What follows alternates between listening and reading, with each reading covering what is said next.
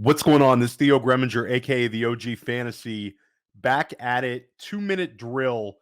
I'm recording this a little later in the week. Usually I'm doing the 2 minute drill on Mondays, but this week's been crazy and I'm doing it later in the week. So this is going to be a little different. Usually I'm talking about my biggest fantasy takeaways from the weekend.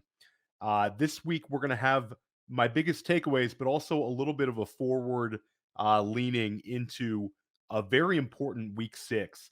And I think the first thing that we've got to talk about is the bye weeks.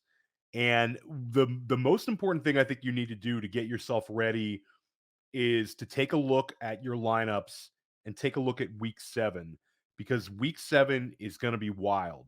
You have 6 teams on bye. This week in week 6, it's very doable, very manageable. You have Pittsburgh and you have Green Bay on bye. You can get by with that one, but week 7 is when we really start getting crazy with these bye weeks. Again, there's going to be 6 teams on bye week. So I want to go through all of my lineups. When you're setting your lineups for this weekend's games, you want to make sure and take a look and see what you got on the horizon. Try to be 1 week away with everything. Maybe if your league has secondary waivers, you can put in a couple of those secondary waivers. If your league has open free agents, you can start handling that. But take a look and get ready for that dreaded week 7 bye week. And again, just to reiterate, I talked about this in my waiver wire video, but Carolina, Cincinnati, Dallas, Houston, the New York Jets, and the Tennessee Titans all on bye week in week 7. Definitely take a look. Make sure you're covered at every single position. Make sure you have capable replacements. You do not want to be scrambling last minute. That's putting yourself in big danger in that dreaded Mageddon of weeks. When discussing week 5, it begins in Chicago for me. Chicago goes into Washington, plays incredibly well. This is coming after a game where they kind of fell apart against Denver. Justin Fields had 4 touchdown passes and 335 passing yards against Denver. And people kind of dismissed it a little bit because of the quality of the opponent. And certainly Denver has been getting lit up by everyone. But Fields and the Bears went into Washington, Thursday Night Football, an island game where everybody was watching with Matt Eberfliss's coaching job on the line. And Justin Fields went absolutely nuts. He passes for 4 passing touchdowns again. And then this time he gives us a 57-yard rushing performance. And I think that was very important to see, because there's been a lot of like, hey, why is Justin Fields not giving us the rushing production that we were so used to last season? So this was a big one. Obviously, every podcast you've been listening to this week has been talking about how fantastic DJ Moore is. DJ Moore is now a top 5 wide receiver on the season, has just been unbelievable the last 2 weeks, completely lit up Washington, gave you in most scoring formats nearly 50 points in PPR. DJ Moore, I think, is here to stay. And I think there's been a little bit of pushback on how can we treat this Chicago offense? Is this a somewhat of a turnaround, or is this a matchup-based performance? And certainly playing against Denver and Washington was advantageous for them. But the next 3 weeks, you've got Minnesota coming into Chicago, Minnesota reeling off the loss of Justin Jefferson, and has been a pretty generous defense this year. Then Las Vegas comes into Chicago, which is, a little bit more difficult defense to go against, but still a beatable team. And then a trip to Los Angeles to play against the Chargers. Chargers have been one of the most gracious defenses to opposing teams. Their secondary has been getting shredded. That could be 3 more really big weeks for Justin Fields and DJ Moore. Very bullish on those 2 guys the next 3 weeks, and I think it's going to keep up. The other player whose performance really stood out to me in week 5 was Travis Etienne. We've sort of been waiting for a Travis Etienne game in his career. He's had a couple of really good ones, but nothing great. Jacksonville hosted an incredibly important London game for them against Buffalo. There was kind of a sour taste in everyone's mouth about how Jacksonville looked when they got really taken care of by Kansas City and Houston. The Houston game especially was very, very disconcerting. Offense stuck in the mud, couldn't really do anything. And they go to London, they get 2 wins in a row, take care of business against Atlanta, and then they get an opportunity to play against Buffalo. Buffalo's coming off of the incredibly large victory against Miami, was just an exclamation point victory for Buffalo.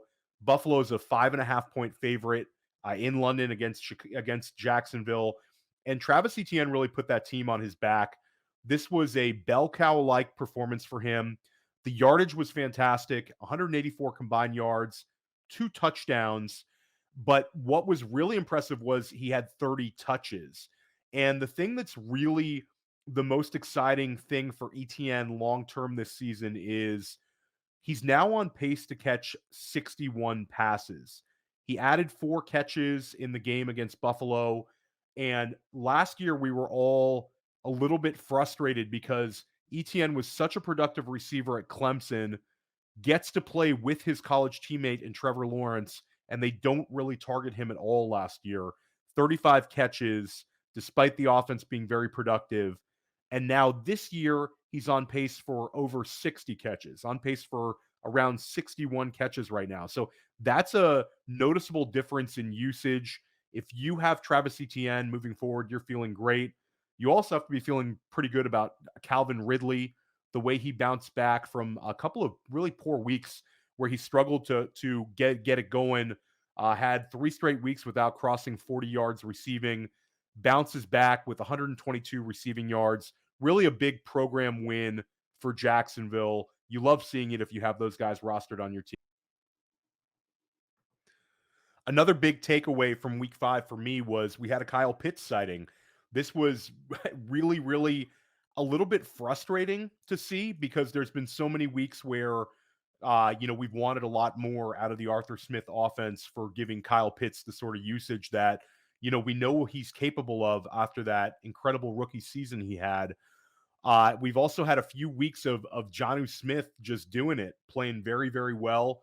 And Jonnu Smith has been the guy getting the production at the tight end spot in Atlanta, which is really crazy. When you think about it in the context of where those guys were getting drafted and sort of their profiles at this point in Jonnu Smith's career. But Jonnu Smith, it was coming off 95 yards receiving, and Smith still was productive in this past game.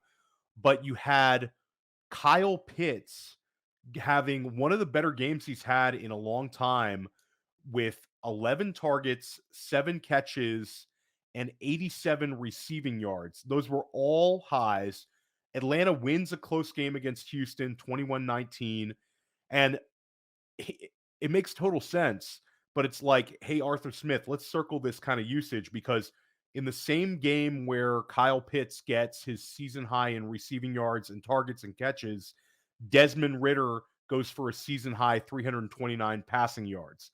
So I'm hopeful that this becomes a little bit more of a trend. I don't think we can trust this sort of usage, but it's there. And there was a comment made by Arthur Smith about Kyle Pitts starting to get healthy, but still not fully there. So maybe after a performance like this, they start leaning on him a little bit more. I am cautiously optimistic, but we've got to get Kyle Pitts in our lineups this week. The Detroit Lions, this team is an absolute machine. We talk about not being able to fully trust Arthur Smith, but we can fully trust offensive coordinator for Detroit, Ben Johnson. This guy is going to be getting paid a lot of money next year as a head coach. Teams are going to be lining up trying to hire him. He had some interest from teams this past offseason, and for good reason. The Lions are 4-1. The offense looks red hot, and they're missing Amon-Ra St. Brown, and they were missing Jahmyr Gibbs, but they played against kind of a hapless Carolina team, but they put a number on them. They win 42-24. David Montgomery followed up his huge 3-touchdown performance with 129 combined yards and a touchdown. Josh Reynolds has another solid game with 76 receiving yards and a touchdown. Jared Goff passes for 3 touchdowns, no interceptions, and Sam Laporta is awesome. Sam Laporta is having quite possibly one of the best rookie seasons ever for a tight end. A lot of football left, but he's got a chance, an outside chance to finish as tight end one overall. I think at the end of the day, he'll end up being somewhere in the top 5 at the tight end position. But he had 2 more touchdown catches. He's got 3 touchdown catches on the year. He's got 25 catches through 5 games. The Detroit Lions are just no joke. Then we've got to talk about Miami. If you read the 2-minute drill as an article that drops, every single Monday on playerprofiler.com, it's very sad. My one of the topics I had was Devon Achane superstar, and he absolutely is a superstar. But now we've got a big bump in the road because Devon Achane is headed to the IR with a knee injury. He had 165 combined yards and a touchdown this past week. Um, Miami is not going to stop scoring points, though. This is a fantastic offense with a fantastic mind in Mike McDaniel. So Devon Achane, hopefully we get him back in 4 weeks. This is a tough one for fantasy managers to take, but at least Devon Achane was a guy you picked up either off of waivers or you drafted him in the double-digit rounds, unlike losing a Justin Jefferson where you took him with the 101. At least I'm telling myself that. But all my Devon Achane teams, it definitely hurts a lot when you lose a guy that's starting to get comparisons to Jamal Charles and Chris Johnson, and now he's got to go to IR. But hey, we're going to keep adjusting. And I think that Raheem Mostert, who's been outstanding this season, is going to see a big increase in production. Then you also have Jeff Wilson, who had 9 weeks of RB2 or better production last year, coming off the IR. The natural split would be Mostert and Wilson, but I do think you want to take a look at Salvon Ahmed and also Chris Brooks in super deep formats. Those 2 guys, just because we want to have Miami Dolphins. This running game is so efficient. It's such an efficient offense. My big bet would be on Wilson. I had him as the number 1 waiver wire ad this week in my waiver wire column. But I also want to keep an eye on those other 2 guys, Salvon Ahmed and Chris Brooks, if you're in super deep formats. But Raheem Mostert definitely sees a bump up in production. And then we got to talk about Tyreek Hill. Tyreek Hill is just playing unbelievable this year. He is my choice to finish, or I think he's the smart money right now to finish as wide receiver 1 overall on the season. He had 8 catches for 181 receiving yards, and he had a 69-yard touchdown that opened up the game against the Giants. And Miami kind of never looked back. Tyreek Hill now has 7 games with 150 receiving yards or more in 22 regular season games as a Dolphin. He's absolutely locked in. The guy's playing unbelievable. We got to talk about Alvin Kamara. I love Alvin Kamara this week against the Houston Texans. This is a guy where if you play DFS, I'm trying to get him in my lineups. And in leagues with trades, I think Alvin Kamara is a fantastic trade target. He's not going to be cheap, but the overall fantasy scoring has not lined up with the amount of usage he's getting. He has now had 49 touches in 2 weeks since coming back from suspension. In week 4, he had 24 touches and it was 13 receptions and 11 carries. And then in week 5, it was nearly the same. It's actually 1 more touch with 25 touches, but he did it in a completely different way with 22 carries and only 3 receptions as New Orleans completely dominated New England start to finish. So Alvin Kamara is a guy that I'm super bullish on.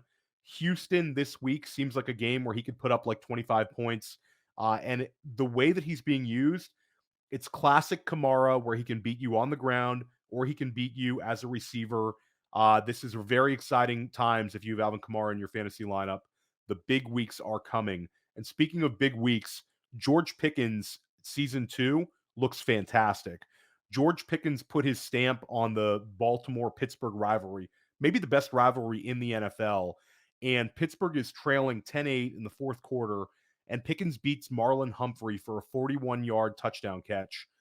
They hold on for a 17-10 win, and Pittsburgh's now in atop the AFC North right now. It's a big battle with Baltimore, Cleveland, Pittsburgh, and actually Cincinnati now at 2 and 3. They're going to have a say in it. But Pickens, you've got to feel great about. He's now had 2 games where he's gone over 125 receiving yards, and he only had 1 100-yard game all of last season. He's only 22 years old. He looks like an alpha. He's playing like an alpha. I think post bye week, you're going to see that usage for George Pickens start to pick up. But I love the way George Pickens is looking. Indianapolis, it's like an emotional roller coaster. Jonathan Taylor returns, signs the contract, then doesn't really do anything. He only gets 6 rushing attempts while Zach Moss goes nuts with 160 yards and 2 touchdowns. I think Taylor will take over this week. But Moss is a flex. He's playing so well that I think you treat Jonathan Taylor as an RB2 until he gets ramped up. Again, the guy missed a lot of time. So it's going to take him a little time to get acclimated. But the contract he received, they're definitely going to get him going. And it's Jonathan Taylor. I mean, we've seen it before with him. But Zach Moss, keep him in your lineups as a flex this week. He's just not going to disappear, even if they ramp up Jonathan Taylor. But the sad part for Indianapolis was Anthony Richardson is now headed to the IR. He has a shoulder injury, an AC joint. It's really not great. I love Anthony Richardson's talent, but it's very concerning when he keeps getting injured, keeps getting knocked out of games for a quarterback that's a scrambler and a rushing threat to suffer these sort of setbacks multiple times in a season is concerning. You now have Minshew Magic, Gardner Minshew, who's played in 3 games this year and played well, going up against his old team in Jacksonville. 3-2 Colts. They host the 3-2 Jaguars. This is a tilting game for both teams, a big, big game in the AFC South. This could be like a Minshew Magic revenge game. Very fun one. We got to keep talking about A.J. Brown. I feel like I talk about him every single week, but it's A.J. Brown's smash season. He had 127 receiving yards, which for the last 3 games, he's now had a combined 433 receiving yards. This is the most he's ever had in his career in a 3-game span. Much was kind of made this offseason about, is A.J. Brown kind of a purgatory pick at ADP? A guy that is solid value at the end of the first round, but he's not like a league winner. Now A.J. Brown's looking at like the kind of guy that could win leagues. The usage has been so promising the last 3 games. And Devonta Smith, on the other hand, his target share has gone down. So it really looks like A.J. Brown's smash season. Devonta Smith could turn it around any single week. We saw Dallas Goedert get, heavily utilized this past week. But to me, Devonta Smith is definitely the secondary option. There was a lot of people arguing that Devonta Smith was the stronger option at ADP. Not the case. It's been A.J. Brown. If you have A.J. Brown, feel awesome.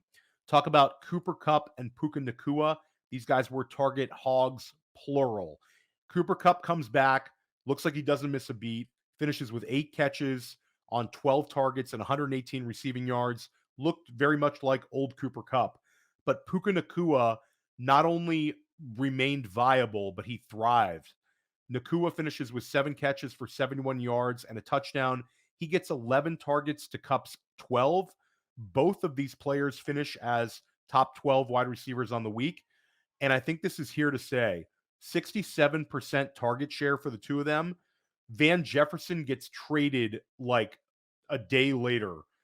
So there's even less wide receiver competition. Tutu Atwell is absolutely a thing, but not the kind of guy that's going to cut into either one of these guys' production. You got to feel great about Cooper Kupp and Puka Nacua. And then the Jamar Chase explosion game. This was probably the number one thing we wanted to see on the week. It was incredible to see. Jamar Chase ends up with an incredible 19 targets. He ends up with 15 catches, 192 yards, and 3 touchdown catches. He breaks a record from 1988 held by Carl Pickens with 15 receptions. Jamar Chase, it's funny, through the first few weeks of the season, there was so much concern about Joe Burrow that, Jamar Chase managers were starting to get worried. There was kind of, weeks of where the production wasn't there, but it's definitely there right now. If you have Jamar Chase, he is a top 3 or 4 wide receiver rest of the season. He looks fantastic. He looks like the player that fantasy managers were drafting number 2 overall this summer. And Joe Burrow, gets his first 300-yard passing game all season long. Joe Burrow looked healthy. I know we had a ton of concerns about his health with the calf injury, but this game was really, really exciting in terms of watching Joe Burrow not only pass for 300 plus yards, but show the sort of mobility that helped him last year and the year before when he was putting up massive fantasy numbers. So looks like Joe Burrow's back. It looks like Jamar Chase is back big time. And it looks like the Bengals at 2-3, they've got a shot very much in the AFC North. This is going to be a really fun one this week when Cincinnati faces off against Seattle coming off of a bye. I think you have to feel very confident about Joe Burrow in that game. Seattle is going to be a major test. Seattle can very much get to the quarterback and put pressure on Burrow. So we're really going to learn a lot more this week than the previous 2 weeks. But I am cautiously optimistic. And then we've got to talk about Brees Hall's revenge game. In 2022, if you had Brees Hall in your fantasy teams, and I had him on a lot of them, it was incredibly disappointing when he went down with an injury. I live on Long Island in New York, and there's a ton of Jets fans that were just beside themselves because Brees Hall looked like he was going to have one of these incredible top 5 type rookie seasons. He was very much headed in that direction. And then he gets injured in Denver despite breaking off a long touchdown run, ends up getting injured, goes back to Denver this past week in a must-win game for the New York Jets and plays fantastic. It was like a redemption game for Brees Hall. He ends up with 177 rushing yards and a touchdown. He adds 3 catches. The Jets are trailing 13-8 at the beginning of the third quarter, and Hall breaks off an explosive 72-yard touchdown run. Jets end up winning 31-21, and they now head back to MetLife and host the undefeated Eagles. And the Eagles game is going to be really, really difficult for the Jets, but they definitely have a little bit of momentum with Brees Hall looking like Brees Hall and the offense looking a lot better than when, they were getting completely annihilated by Dallas. Hall had 22 carries, which was equal to his total in weeks 2, 3, and 4 combined. So the volume is not going to be as consistent, I think, with Hall this year. I don't know if he's the kind of guy that can support 20 carries a game. I think that's kind of wishful thinking. But in a game like this, when the Jets need it, it shows that they're willing to lean on Hall and give him those carries. And I think that it shows that his health is there. The Brees Hall is officially back. I think the Jets will be cautious and not run him into the ground. But if you have Brees Hall in your team, you have to be feeling really, really good about things, especially coming off of a performance like he had last week. And a little bit of 2-minute drill bonus content that was not in my article was the games I'm most excited about this week.